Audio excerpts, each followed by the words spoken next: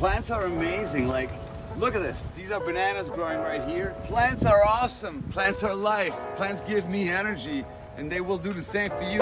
Plants are amazing. But did you know that I've written 2 books, guys? This is the second one, and it covers plant hacks, tips, and tricks. The same hacks that you're seeing in my videos are just in a book format, so you guys can keep everything accessible and organized. You don't have to, it's really hard sometimes actually to find my videos. There's so many videos on my page. Easy to navigate and find what you need. Homemade plant food, recycling, repurposing, finding new ways to do things, and getting these plants to grow better and faster and stronger, and boosting their root system. A lot of people think that growing fruits and vegetables is really hard. It's not. You just need to know the right knowledge. I've worked really hard to try to simplify all that. If you live in a house or an apartment, you have an outdoor space or you don't, you can still grow plants. My favorite part about my book is each page has a QR code which you can scan with your phone, and it'll load the corresponding video on your phone, so you can watch the video as you're reading each chapter. Gardening doesn't have to be hard, and gardening doesn't have to be boring.